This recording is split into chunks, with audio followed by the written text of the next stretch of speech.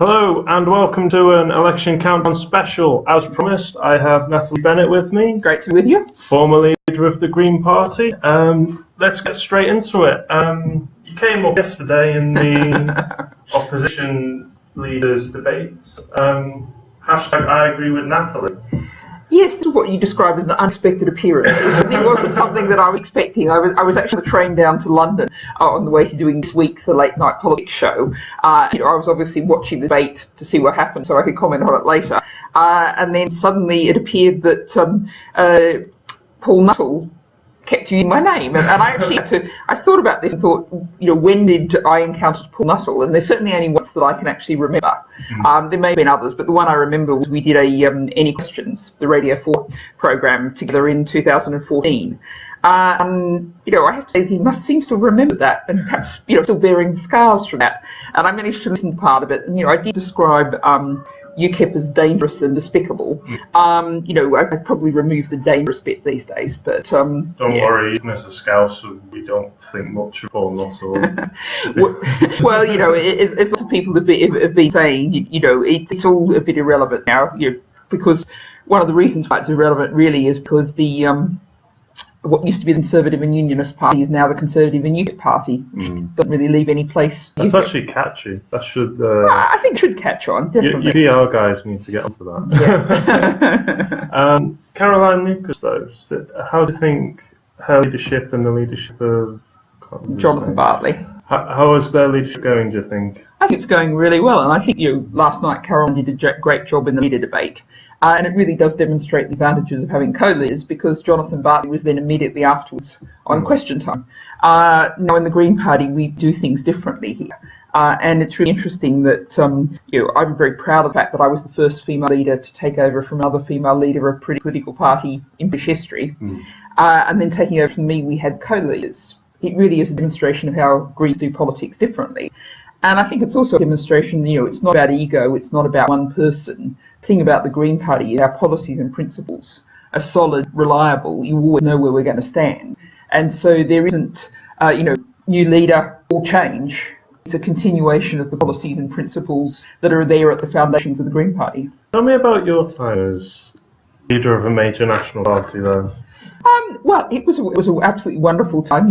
4 years, I did two-year terms, then decided not to restand because I'd pretty well achieved what I was aiming to achieve. Well, it was certainly high pressure. Very much so. I mean, over those 4 years, I'd seen the size of the Green Party quadruple. We got 1.1 million votes in the general election, which was more votes than we got in every previous general election added together. And it was, what I loved about it was going around the country, talking to people, visiting great community projects, visiting great schemes, self-help schemes, people, communities getting together, seeing great social enterprises, businesses. The pressure, particularly sort of around that 6 months around the 2015 election, you do realise what it's like to basically never think that you're safe from someone, sticking a camera in your face. I did put up lace curtains in my ground floor flat in London, which I never had before, because I was very aware that you could actually access it from the street very easily. And that sort of thing is uncomfortable. And there were one or two occasions, particularly after bacon sandwich, where I actually went hungry, because it got to the stage where basically lots of camera people, whenever they saw a politician, any food, was focused on you. And so you just went hungry, basically. There's been one Theresa May recently. The famous chips, yes. Yeah. Let's move beyond that. Politics, it does really demonstrate what a lot of the political coverage, the standard political coverage in British media is like. And it's really not very helpful for the people, for politics, for democracy. Well, yeah, it's too personal, not enough information. But then again, leading on to the Green Party, at the time of your leadership, and even now, do you still strive for that different type of politics, with less sound bites and more honesty? I think what we always aim to do is basically do a positive politics. What we're interested in showing is our vision of how we can have a different kind of society that works for the common good, and focusing on how we can build something better, stop trashing the planet, and create a society where people aren't so stressed, so fearful. So our focus is always on that. It's not on point scoring. It's not on, personalities. It's about what we're standing for, how we can all work together. I mean, one of the things that I've often said is that everyone in the Green Party is a leader. And also I say that politics should be something that everybody out there does, not has done to them. So the idea is not all focused around one person. It's built around people getting together, working together on all sorts of different levels, in all kinds of different ways to make things better. Back in 2015, we had Ed Miliband and his soft austerity, nice austerity. Yes. Did the Green Party, as the only anti-austerity party on that major platform during the 2015 debates being anti-austerity, did you consider yourself to the left of Labour? I think it wasn't very hard to be to the left of Labour in 2015. I mean, well, Labour was wobbling around a great deal. I mean, you have Ed Miliband's energy price freeze, of which now, curiously enough, we have Theresa May producing something remarkably similar. Well, yeah. which proves not really a very left-wing policy at all. And then the next day, Ed Balls would come out and say, Labour is a friend of big business. So I think there was a real lack of authenticity of any sort of real left-wing positioning at all from Labour in 15. And, they weren't coming out and saying, we need to spend money. And I think a lot of the problem starts, actually, if you go back well before 15, after the financial crash. Labour basically ceded the ground and let the Tories paint the picture, and other commentators paint the picture, that we had debt and deficit problems because of government spending. Don't. It was because we bailed out banks that we got into trouble. And Labour never fought that battle. And by 15 it was too late. That argument had been lost. Had that battle been fought strongly and hardly and said, it's not benefits for disabled people, it's not pensions, it's not housing benefits that's causing this problem. It's the banks, it's the greed and fraud of the financial sector. I mean, this is exactly what the left of the Labour Party, people like myself, have been saying all along. Do you feel like you've been outflanked now on the left by Labour under Corbyn's leadership? Not at all. I mean, first of all, the Green Party, we're here to change the world. And if people adopt policies, long-term Green Party policies like zero university tuition fees, great, that's brilliant. If people adopt what was our 15 manifesto promise of £10 an hour by 2020 as the minimum wage, great, that's a victory, we're winning the arguments. But I think there's still some very profound fundamental differences between Labour and Greens.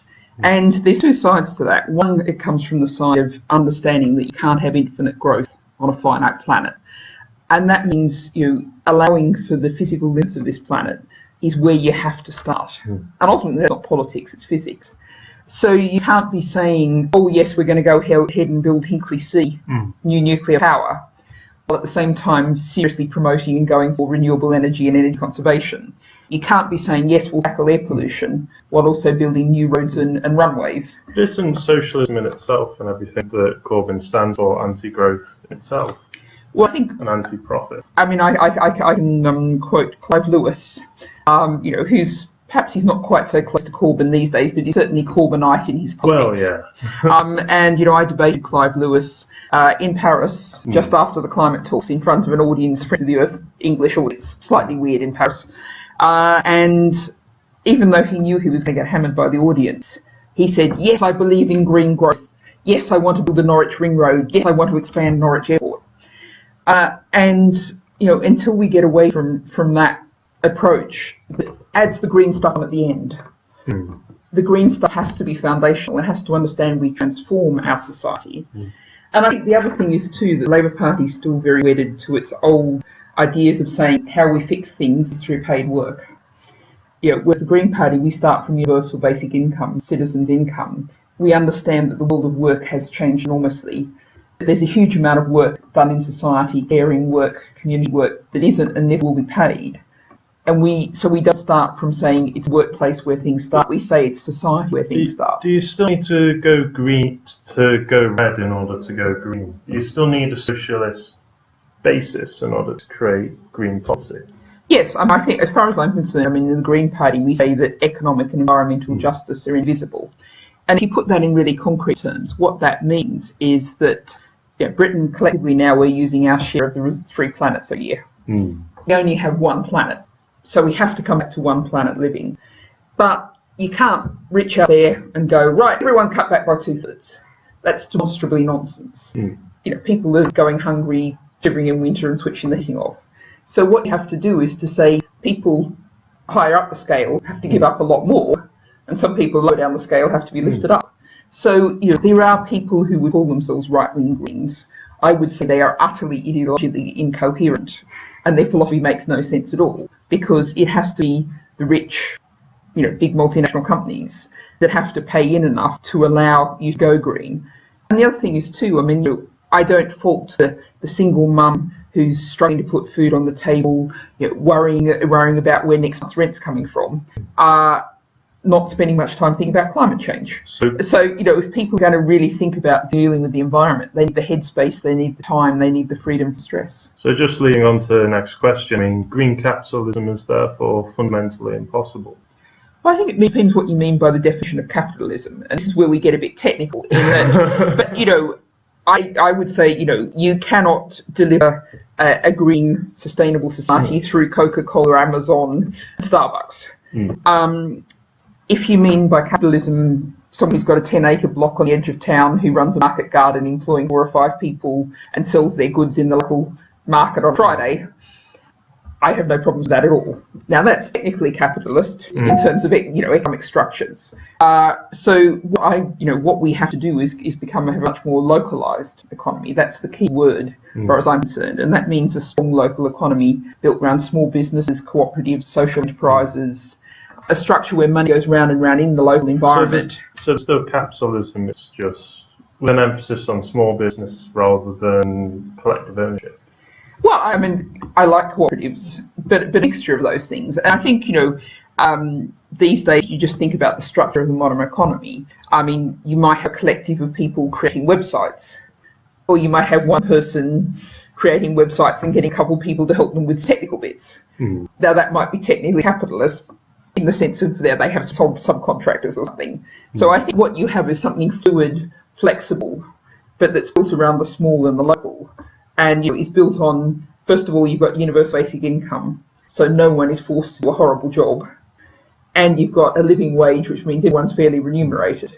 And then you have small local structures, which may have different forms. You've got a social enterprise, which in some ways is a hybrid between a capitalist small business and a cooperative.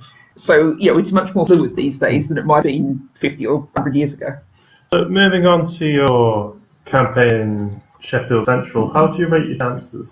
Well, we've obviously got a mountain to climb in Sheffield Central, but there's a very clear message. Sheffield Central voters have a real luxury, which is there's absolutely no chance the Tories getting in here. Oh. They'll get 10%, they always get 10%. Yeah. There's no chance of the Lib Dems getting in here because there's lots of students in this constituency, and as soon as you say Lib Dems to students, they say tuition fees. Well, they've been disbanded. I think they were disbanded at one point. Right. In the university. But what you're saying is that it can only be Labour, it can only be Green, and exactly. So people really have a very simple choice that's a risk-free choice, because if they vote for me and I don't make it, they still get Labour anyway. That's the two possible outcomes. So people, and there's a lot of people I've met, on doorsteps talking to students here at the university who've thought about voting Green before, just haven't quite got that far to the actual point of the cross on the ballot paper. Here they can do it. They can elect the first Green MP in the North, really deliver that change in politics with their cross, and I'll either make it or won't. But they'll get what would have happened anyway if they hadn't done that. So you're still going for that left of Labour angle, though, and you're still going to go to the left of Paul Blomfield? Well, I think, it is worth saying, of course, that Paul Blomfield did back Owen Smith in the leadership challenge against Jeremy Corbyn, less than a year ago. It's not terribly hard to be at the left of Paul Blomfield as MP. He has a record of being very much following Labour whip. So, at the moment he's following the Labour whip as led by Jeremy Corbyn. What will happen in the future? The thing about the Green Party is you're always going to know where I stand. It's where I stand on issues like, for example, nuclear weapons. Which is another very clear distinguishing point between Labour and Green. So you're basically saying he's a wet lettuce. It doesn't matter if it's Tony Blair or Jeremy Corbyn, he's just going to do what he's told. That's your wording. I wouldn't use wording like that. But that's just me articulating what I think. Well, I think I think there's a real problem. I mean, the Green Party doesn't whip. And that's that's a product of a political philosophy that says we want people to be honest about their views and their beliefs. And I think the whipping system has a lot to answer for in terms of people's distrust of politics, because we know now, we've seen, the minister who gets up there and through gritted teeth says, I entirely agree with this government policy, when you can see that they don't. Or even worse, they look like they agreed with it, and then 3 years later their memoirs come out that they were fighting like mad behind it. But he does have that one thing going for him, which is the local voice issue. Well, I think I've chosen to make my life in Sheffield. I've got a house over in Norfolk Park.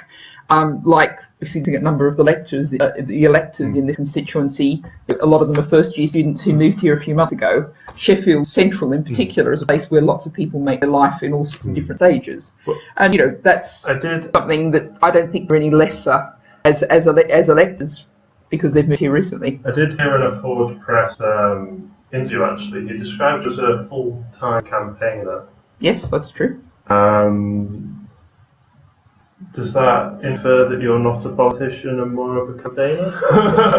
Well, I wouldn't distinguish. Or are they both in the same? I wouldn't distinguish between the two. I mean, tomorrow I'm going to speak at the NUT rally against school cuts. I would regard that as both campaigning and doing politics.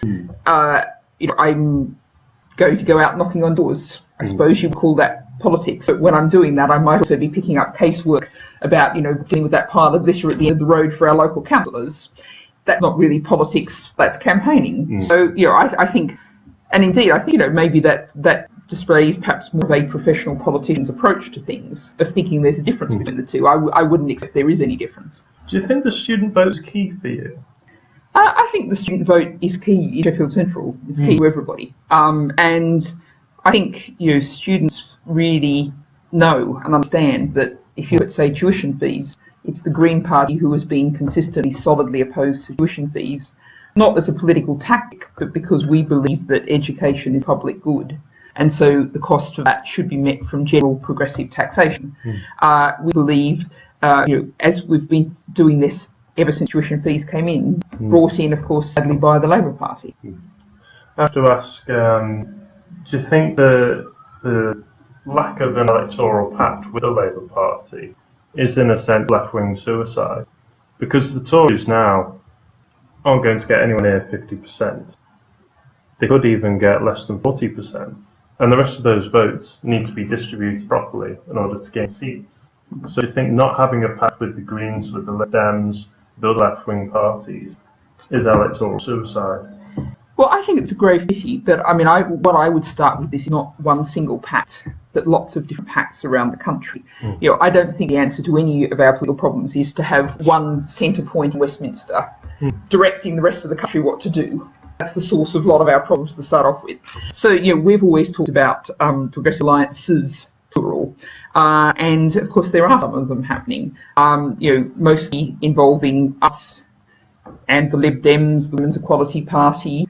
I think there's another smaller party that something's going to be announced in the next day or two about. So, Women's Equality Party up in Shipley, we're standing down for them. I think the Lib Dems we were talking about it anyway. The Lib Dems are standing down for Caroline in Brighton Pavilion. The really grave pity, what hasn't happened is in the Isle of Wight, where we're the lead progressive party with a great candidate.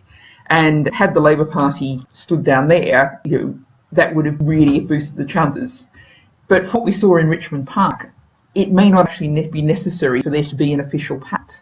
Because what happened in Richmond Park, where we stood down for the Lib Dem, who had the best chance of beating Zach Goldsmith after his hideously racist campaign to be London Mayor, is the Labour Party members clearly joined the pact, even if the Labour Party officially didn't, because the Labour candidate got fewer votes than there are a number of Labour Party members in the seat. So I think what we might see around the country is a lot of unofficial electoral pacts happening. I think that's a real move towards, it's grown-up politics. It's the kind of politics that you actually get in a proportional representation, a fair voting system, where people know they're going to need to work together in government and do that beforehand. I mean, just as an example, we had the Global Greens gathering in Liverpool, and the New Zealand Green deputy leader, I was talking to her, and there, happily after 3 terms of a Tory government, it looks like the left will be winning the next election at the end of this year, and Labour and Greens are expecting to go into government together. And they're already doing things like holding joint press conferences on things they agree with, showing people that they'll be able to work together creatively as part of a coalition. And so that's that kind of really grown-up politics that the Green Party, I'm really proud we've been leading on. We haven't yet managed to see everyone come fully on board, but we've been leading and others are following, and that's a very familiar position for us, the Green Party. Moving on to Green Party when they have had power. Brighton Council is often brought up by the left as this, case of, well, we can't trust the Green Party after all, because look at the bin strikes, look what happened there. I mean, how do you respond to? Well, I'm very comfortable and absolutely delighted to say that I'm very pleased with the record of the Greens 4 years of running Brighton Hove Council. There's a couple of key points to make. One is the fact that we were running it as a minority administration, so we could do everything that we wanted to do. And the most notable thing of that was we wanted to take to the people a call for a 10% rise in council tax to fill the gaps in social care funding, to make sure that your grandmother got what she needed in social care. We couldn't do that because in minority administration, the Labour councillors voted with the Tories to stop us holding a referendum. Not even to stop the 10% council tax rise, to stop us going to people to ask for that. Now that was a brave thing, a difficult thing that the Greens were trying to do, and I'm afraid the Labour Party sided with the Tories to stop us doing it. So as minority administration, we couldn't always do what we wanted to do. And, if there's one thing we failed on is we often didn't do a very good job of explaining the real situation. And we had, and it does disappoint me a little that we get people on the left quoting the Daily Mail, Daily Telegraph reports of what happened in Brighton at you. What happened around the bin strike was there was a huge gender pay differential, which legally had to be fixed. Birmingham Council actually paid a massive fine because it didn't fix it. But what we were doing was actually lifting the pay of lots of women who'd long-term suffered from the pay disadvantage. And that was what caused the bin strike, was the adjustments around that. So, those things, we inherited a problem that other previous administrations hadn't fixed, and we fixed it. And it wasn't easy. And it is also worth saying that under the previous two councils, both Labour and Tory, there were also bin strikes. Right. What about the European Union? Because, sorry I didn't brief you on this. That's all right, it's fine. But it does come to mind that, people that are on hard left, like myself, Des Skinner, Jeremy Corbyn before he became leader, always had this scepticism of Europe as a neoliberal creation of big business, of free market. But the Greens have stuck by the EU throughout the referendum and afterwards. How do you respond to, the accusations against the EU? Well, I would say, first of all, that we stick with membership of the EU rather than sticking with the EU as it currently is. So it's like the Jeremy Corbyn position? Well, except that our positions now are very different in terms of going into this election, because in the Green Party, we said through the campaign we celebrate free movement of people within the EU, and we are going to fight tooth and nail everything we can to keep free movement of people in the EU, because we think that young people now shouldn't have lesser freedoms, shouldn't have lesser opportunities than their parents had. And free movement gives people the chance to... I was talking to actually a student from at the Home Politics Society who's going off on an Erasmus fellowship just this year, and he was already saying, it feels lesser now, and in a couple of years, even if we manage to keep Erasmus, say you meet an unsuitable boy or girl there in Rome and you want to stay for a couple of years, now you can just do it. You're free. Europe is your oyster. If we don't have free movement, you've lost that huge freedom, that huge chance to expand your life, expand your horizons. And also, we are calling for a ratification referendum when the talks are finished, because what happened was, what the referendum said was, we accept that the referendum said, let's leave the EU, but it didn't provide any sort of final destination. If you drive, drive north from Sheffield, depending which heading you take, depending on how far you drive, you have some very different destinations in line. And if we get to the destination at the end of those 2 year talks and people say, this wasn't what we meant at all, the people should collectively be able to say, no, we want to go back to where we started from. If politicians a new turn, then I think people should be able to too. So, isn't this all a bit messy? It's mighty messy where we are now. I don't think Theresa May has a clue about what will be needed to do to negotiate Brexit. And it's not just me saying that. I mean, it's academic people I've talked to, civil servants I've talked to, who are really horrified and fearful about the ineptitude of this Tory government. She seems to be taking the Donald Trump approach of let's shout our mouths off and the rest of the world listens. I think that there's, yes. I mean, she's taking a few simple messages and just going, this is what I want, and expecting it to happen. So yes, there is a certain degree of Trumpism there, I think. Got Paul Blomfield on next. Probably going to ask him the same question. Can we get a whole Parliament that will get the Green influence and we'll get a Labour government? I think there's what's going to happen in this election is really, really unpredictable. If we think about the last 4 significant votes, really, 15, Jeremy Corbyn get elected as leader, the referendum, the US presidency, none of them produced the results the pollsters expected. So things are really fluid out there. People are very uncertain. A lot of people are changing their vote around in ways that they never have before, in all sorts of different directions. So I would say that it's not impossible.